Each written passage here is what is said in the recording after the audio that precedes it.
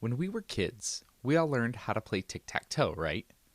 It's a simple game that anyone can master in a few tries. What happens when you make tic-tac-toe more complicated than it is? You fail. Why?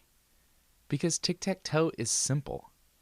Sharing our faith is the same way. Jesus invested in the disciples. He told them to go out and make more disciples. Early Christians did this by investing in the lives of the people around them. And that's sort of how this works. Both tic-tac-toe and sharing Jesus is simple. When we make it more complicated than that, we fail. So how does this work? Well, let's learn by doing.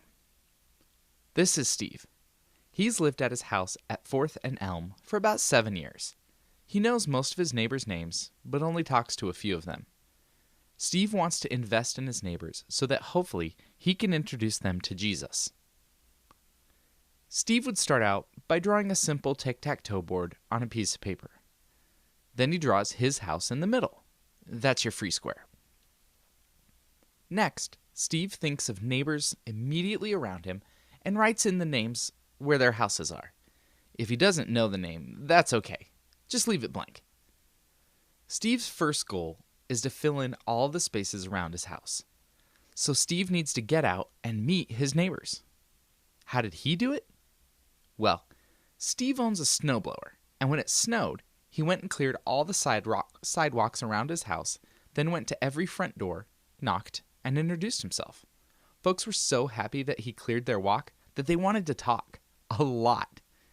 You may not have a nice snowblower, but you can always knock on a door and introduce yourself. Maybe hand out a card with your name and phone number, so if people need help, they could call you. A plate of cookies is a great way to say hello. Maybe simply offer to go over and help someone with their yard. So Steve got all his spaces filled in. Steve's second step was to find out one thing he could be praying for each house. Now, because he had made such a great initial impression, people were happy to share. The best part about this is that 1 week later, he had a reason to follow up. The third step is to find out where each neighbor is in relation to Jesus. Do they know Jesus? Have they been turned off to church? Are they lapsed Buddhists? Find out where each neighbor is spiritually. Then use that as a springboard for simple conversations.